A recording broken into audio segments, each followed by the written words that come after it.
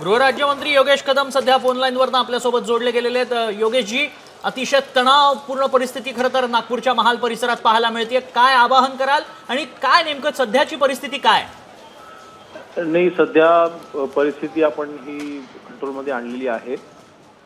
ज्या काही लोकांनी कायदा हातामध्ये घेतला होता त्यांच्यावरती कारवाई देखील आपण चालू केलेली आहे।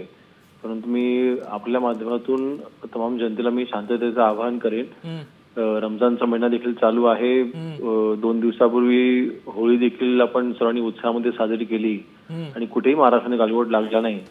आणि नागपूर हे शांततेकरता प्रसिद्ध राहिलेलं आहे।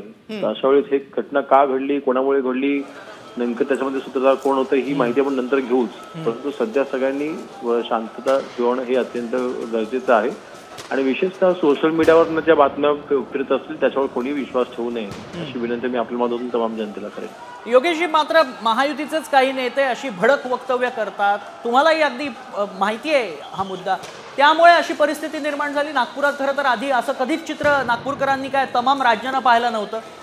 काय कारण आहे? बघा, अशा पद्धतीने मला वाटतं विरोधकांकडनं ही टीका करणं अशा वेळेला फक्त राजकारण करणं मी असं म्हणेन। कारण शेवटी एका वक्तव्यामुळे काय अशी दंगल कधी घडत असते, परंतु नक्की ह्याच्यामध्ये नक्की सूत्रधार कोण आहे? आता काय अनेक वेळेला आपण अर्बन नक्सलाइटचं देखील आपण ऍक्टिव्ह होताना पाहिले, तर सगळ्याच बाजूत आपण बघणं गरजेचं आहे। परंतु आता शांतता प्रस्थापित करणं ही अगोदर प्रायोरिटी असली पाहिजे।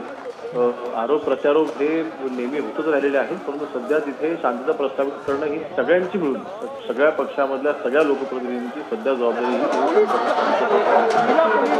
धन्यवाद योगेश, आपण दिलेल्या सविस्तर प्रतिक्रियेसाठी।